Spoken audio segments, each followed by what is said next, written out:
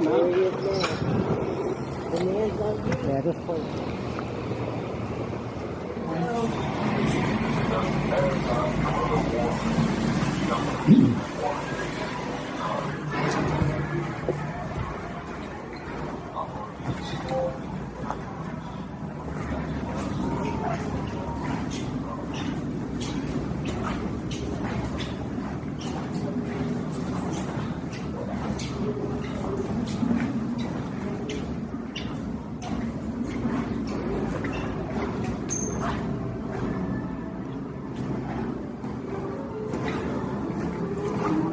Tom designed a new knife. We're very, he's very close with Buck Knives. You've heard of Buck Knives? Yeah. Yeah. He designed a special knife for the SEALs, which will hold 500 pounds. Oh, that's cool. Throw it up on a bow. Yeah. It'll pull you up. And also, I'm just giving him a quick overview of the knife. Yeah, I should have brought one with me, but I didn't. Over here, the first half of this semicircle, first half of the circle, is the Atlantic conflict. This half over here is the Pacific conflict. So if you want to start, it doesn't matter which way you start, but they started talking about the training in Little Creek, but the training really started here at Fort Pierce, and that was for the Combat Demolition Unit, which was predecessors to the UDT. And as you go around, these are the people. This is basically the father of UDT, Draper Coffin, who was an EOD guy to start with.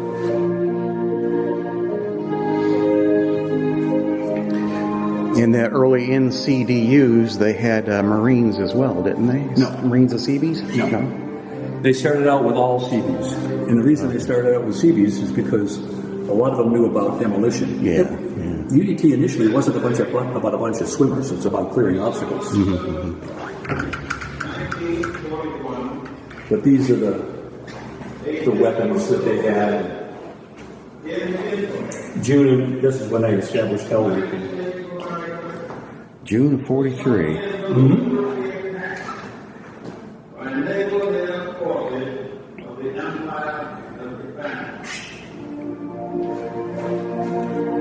But this is where that all started. And that's why, it was pointed out to me in training by one of the instructors. He said, Coulter, you're a builder, right? I said, the first Sparkman built this. I didn't know that. I had no clue. But anyway, these are the weapons. This is the NCDU.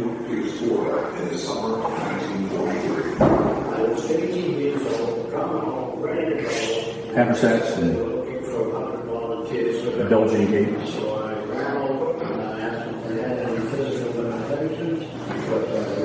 Now, if you want to know, I know what these are, but if you want to know what they are, you can just press the interrupter. How you doing?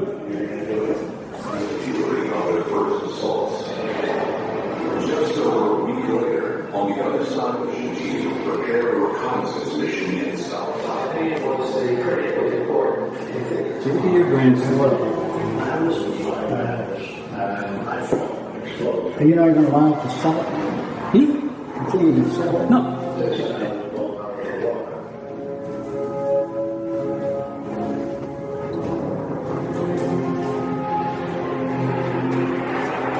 You could get the fire from the beach, machine gun. So what's the normal cost to get in here? You could go underwater. $15. $15, okay. $15 dropping for the salmon. I've always been a member. Yeah. Don't worry about it. Now, And as a member, they allow you to bring in guests. Well, if you're a basic member, you can bring in a guest. If you're a family member, which I always sign up for, you can bring in a couple guests. Because I hardly ever come here with one person. Yeah. There's 3 or 4 people. I mean, when Rich Nyman came over, he brought his 3 kids, and plus they know me here well enough that they don't.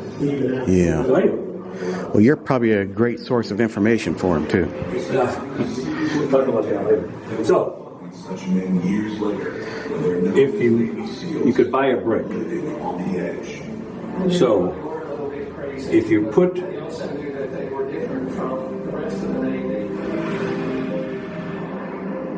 U.S. atomic bombs are dropped on Hiroshima and Nagasaki. World War II. So this is the brick that I purchased, and it shows you where it is outside. So this is my class date, UDT 21, SEAL Team 1, 2, and 6. Can you update And- that to 3? Yeah, it's got 3 out there. Yeah. This should be 3. And that's your brick. In that little area right there, right by the boats. You'll see it if you're not interested. But I mean, it's easy to get a break. So this is the World War II section. You can, tying knots are important in training because you used to have to tie det cord Oh, yeah. and set up your trunk line. Underwater So- knot tying was yeah, a big deal. And that's why you had a piece of rope on your belt loop all the time, because the instructor would say, okay, tie me this, you know.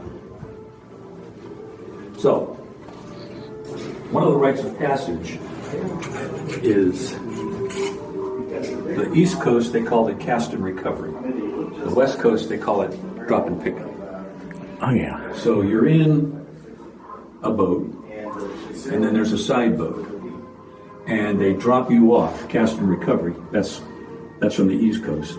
Drop and pick up is the West Coast expression. I think they've now adopted that, but this shows you what happens. So this boat will come by at full speed. You'll have a guy, fairly big guy. He'll take this loop, and you hold your arm up, and he snatches you. Now the problem is, if you don't do it right or he don't do it right, you got a problem. I've seen people have their bicep pulled all the way down. But anyway, this was the way you did it, insertions. And that's the IBS. And this is a good picture because it shows you coming and going.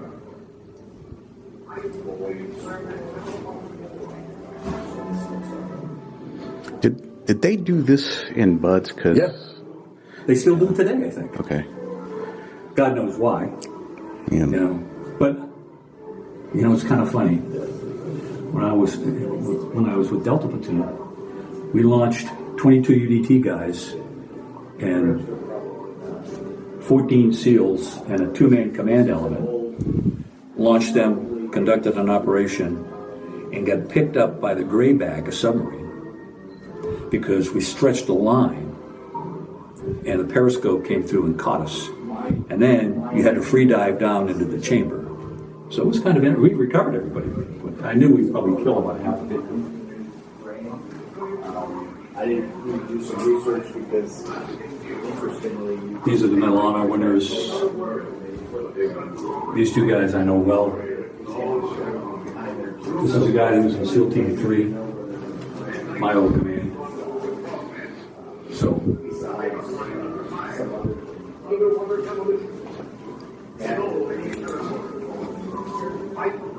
one of my contemporaries was Bill Shepard.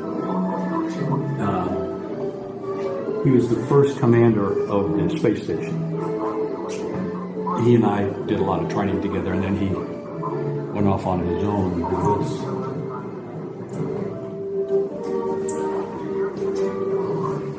This is a small Korean section because UDT played a pretty large part in Korea.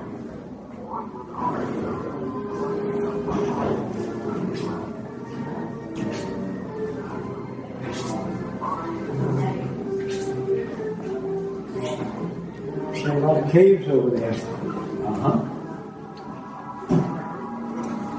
I was the last commander during Ernest Will. This is Barge Hercules, and I was the last commander of that. We were getting ready to shut down, and they captured Lieutenant Colonel Higgins, and basically hung him. And so they mounted us back up. I had 50 Marines that protected the barge. These are Mark III PBs. This is a 60 from Task Force 160, which are the best pilots in the world. But this was I was intimately involved in that. They had sandbags for protection on it. When we started going back into port, I told them, I said, I want you to dump the sandbags. When they dumped all the sandbags, the freeboard increased by 20 feet. 20 feet.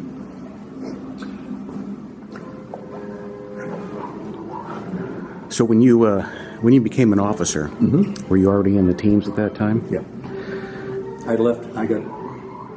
They sent me as a NECEP. You may or may not know what a NECEP is. It's a commissioning program. Enlistment commissioning program, yeah. Okay, I was going to ask you how you went. So you didn't have to go through training again? through college. I went to college. Oh, you did? I went Okay. to the University of Kansas. I got accepted to Stanford, Kansas, Purdue, and North Carolina. But this was before you went in the Navy, or? No, this is when I was in the Navy. You took the test. I scored pretty well on the entrance exam.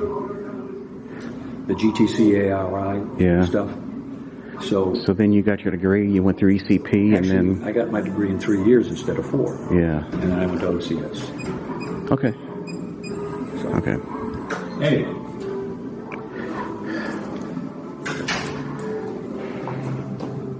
I have all of these. I do. I have every one of them. Well, I've got a K-bar, but I don't... Hold on to it. Well, it's not an original one. I mean, it's a real K-bar, but it's a new one, not an old one. And I have one of these.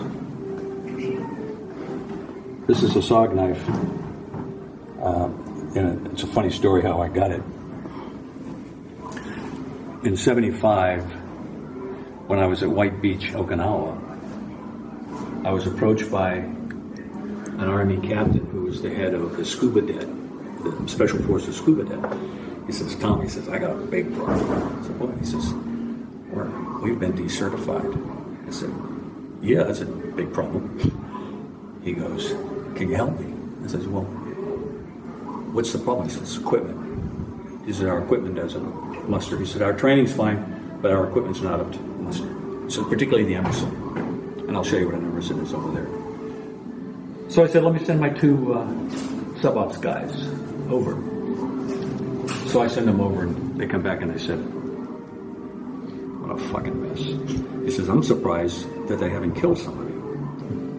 So, okay, can you fix it? He says, yeah, we got enough spare parts that we can get them up and running. So I sent it back over there for 2 days. They got all the equipment up and running. He comes up, running up to me, gives me a big hug, and he says, we passed. We're certified. I said, okay. So I went away and did something. I think I was training ties and free fall or something. I didn't think. I came back to my room at White Beach, and I look at my bunk, and it's obviously that someone had been in there because my bunk is all bumpy, lumpy. So I pull the covers back, and there's a car with a 203 on it, and I'll show you what that is. There is a suppressed Colt Woodsman. None of these things had serial numbers on them. That SOG knife and something else, I forget what the hell it was. But I told my ordnance guy, Rat, I said, I want you to take these weapons, I want you to take them down to the ordnance shop, and I want you to cut them up with a torch, and then I want you to throw them off the long pier at White Beach. He goes, why? I said, you get caught with that fucking contraband, they'd fucking hang you.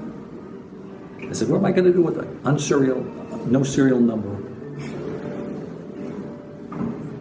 Colt automatic rifle with a 203 on the bottom of it? I said, that's just, I said, I'll keep the knife. So I still have that. But anyway. You have a funny story about this? I go away and he's getting ready to rotate, so forth. So I go over there, or he invites me over there or something. I can't remember how I got over there. But I said, hey, Top, where's your captain? He goes, right there. I said, right there. He's got these 7 stripes on. I go over and I tap him on the shoulder. I said, what the fuck did you do? He goes, they ripped me. He said, I got 17 years. He said, I can retire as a captain if I take my last 3 as an E7. He said, I might make E8. They busted him from 06 to E7? They didn't bust him. They reduced him in rank. Voluntary program. Okay.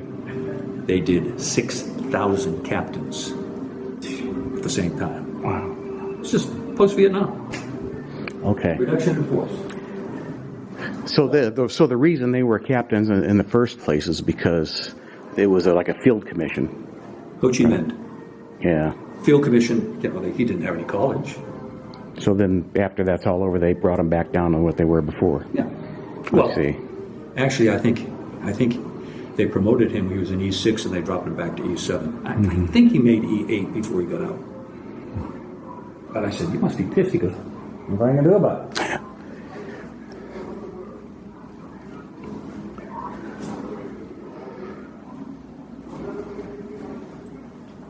These are the old rebreathers. Uh-huh. If you come around here, I'll show you the difference between the East Coast and West Coast training.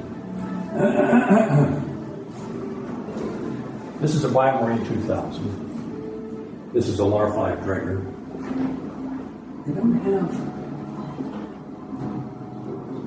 This is the Emerson. This is the gear that we fixed up for him. Just regular aqualung. Compass, magnetic compass. LAR-5. You know, I'm a recreational scuba diver now. I always wondered what fins that they used in the teams. They use duck feet. They use those. That's what they use. I still got a pair. Voigt. AMM Voigt. Oh, interesting. What about the fins that are broken in the middle? Yeah, No good. they've got jet fins. They've got super duper fins. Right. It's got nothing to do with the fin. It's got to do with leg strength and your ability to have endurance. Some of those are really long too. So this is all of these operations. They've got Desert Storm and they've got all of that stuff.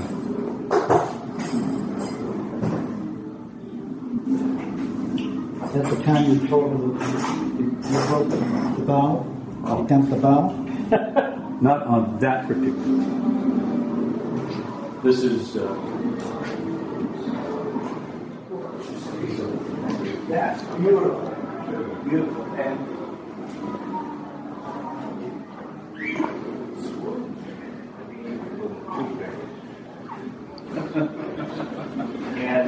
but you had to keep doing it because you already said it takes a long time.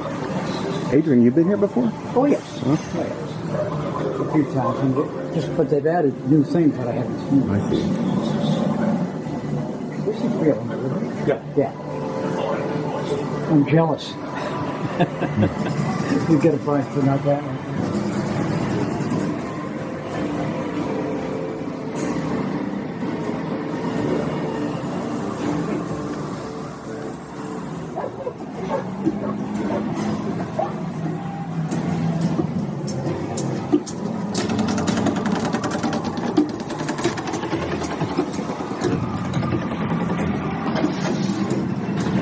That's the off the most Captain Phillips. That's the actual capsule he was in that they shot the three snipers, or the three snipers shot the guys. Is this actual from the binary or not? This one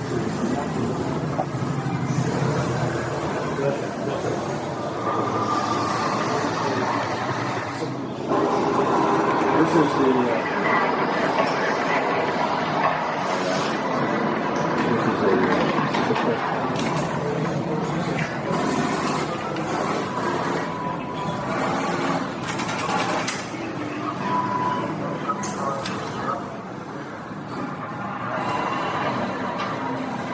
There's the PPK.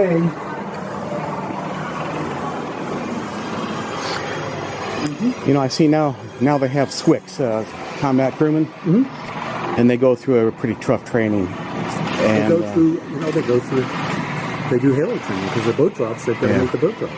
But before they had the SWIC teams and their own training, who was Shooters. gunner mate? No, shooters. Regular team guys. Oh, They were the assault boat coxswains. They were the coxswains and throttlemen and all the other stuff. So then they just separated that job into the SWIC guys, Well, and there's something about overload.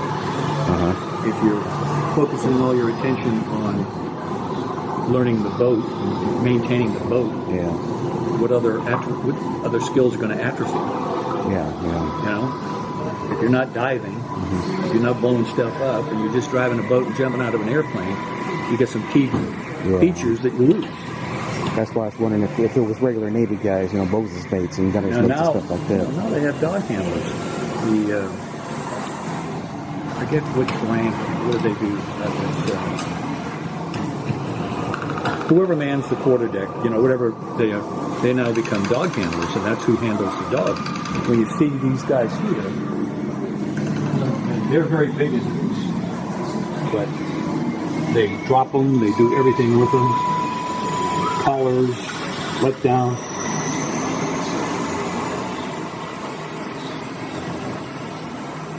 Mastodons. That's who they have do the dog handling. Yeah. Yeah. Two or three of them here. Almost all the time. Very smart. So you see SEAL support. These are the people who now support. These are all the guys that now provide support. Before it was all shooters. Shooters did their own thing. They had to get the intel and they had to go do this. They had to prep for the goddamn op and they had to,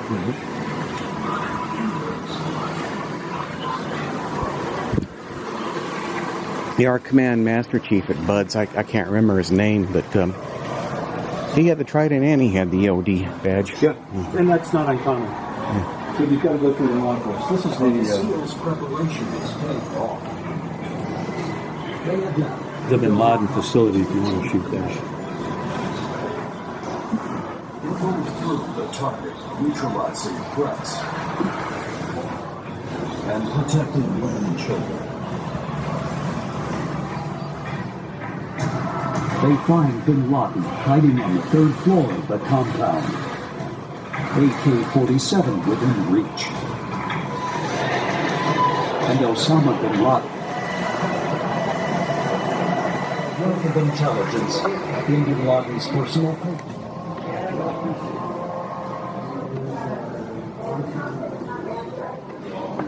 Did we find copper? So this obstacle course was built with funds by Rush Limbaugh. That's correct. Wow. That's who built it. $50,000. I think it'd be more than that. That's what they told him. That's the check he stroked. Okay, let's walk it this way. Now, the two guys I told you I knew, Mike Thornton and Tommy Norris. This is the only operation the 2 Medal of Honor winners were on. Mike rescued Tommy after he got shot in the head, and because he just took him out to sea because he knew he was dead and his head was blown up, but he wasn't dead. So Mike swam him out to a cruiser off the coast about 2 miles, and he was awarded the Medal of Honor for that. Tommy Norris got his Medal of Honor for rescuing a lieutenant colonel pilot. There was a movie about it where they were giving out Gulf directions and so forth. Tommy went in and got him out. But anyway, I know both of those guys pretty well. Now, this turd is a sea fox.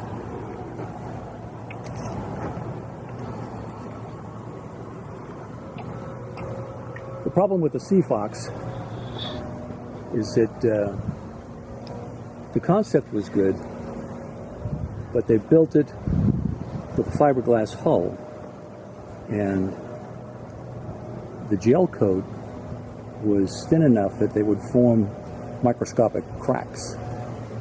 and the foam would absorb the seawater. And we killed about 3 or 4 people when they would just pitch over. So the boats that are used by the SEALs, I'll show you. and you know, you have SWIC guys that run them now. Yeah. So all those guys, all the SWIC guys, and formerly the SEALs that used to run them, Yeah. are all trained in Oh, yeah. what enginemen would do. Yeah, but don't and, forget, I was a builder, so they immediately put me into engineering. Yeah. So they sent me to assault boat coxswain school and diesel boat repair school. Okay, so yeah, so you had to learn how to repair engines and all that stuff. So, remember I told you about the obstacles? These were found off the coast of Fort Peace, right out there. Now, when they trained here in Fort Pierce, was it here at this location, or was it somewhere else? It was. I know where it's at. It's just, you know, this is access to the water. The water's right over there. Yeah. These are the World War II obstacles that were recovered right there. Now,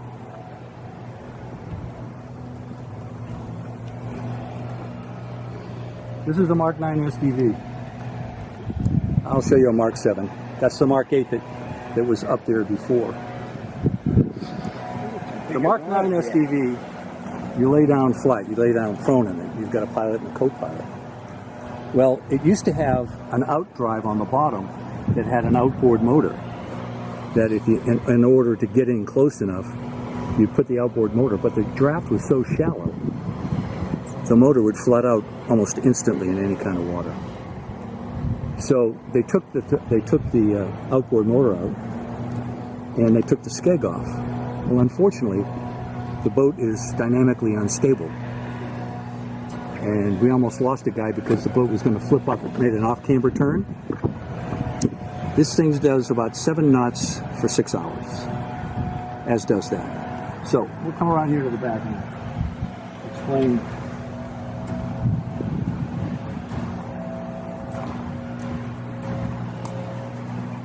This is the bricks. So this is the Mark 9. We actually sank a Liberty ship with Mark 37 torpedoes fired off these rails. You see that picture right there? You can see the 2 Mark 37s. Awesome. Monterey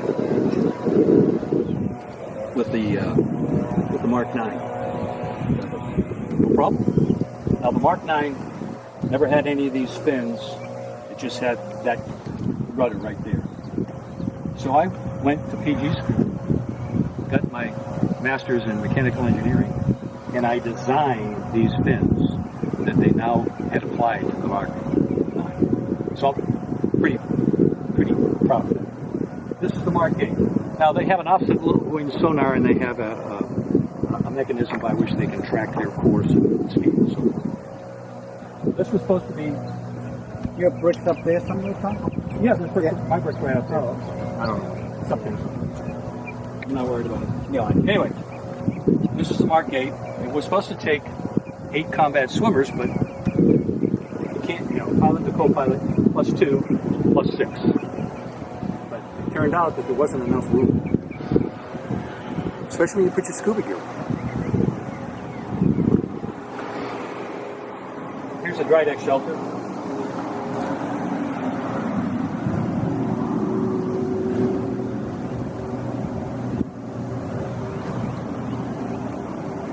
You got your control panels here.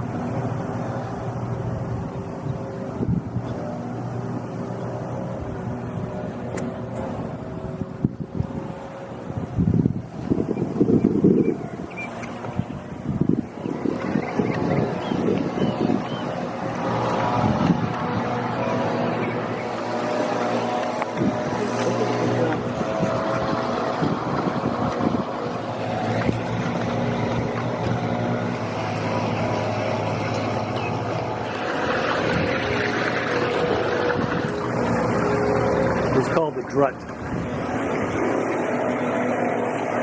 Right, Tom? We did.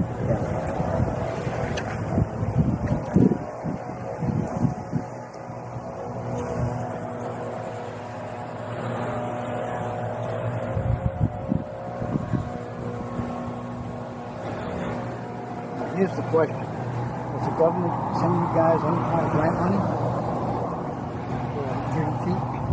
I don't think so. I think it's got a special tax caveat. Right. You can deduct the donations, but I don't think the government supplements it.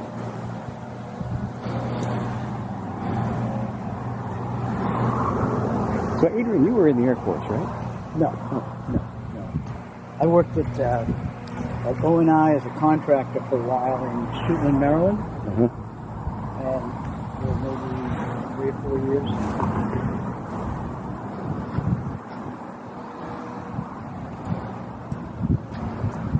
But I didn't wear the uniform. This is a Mark V patrol boat, and here's a dry SDV. This is a dry boat.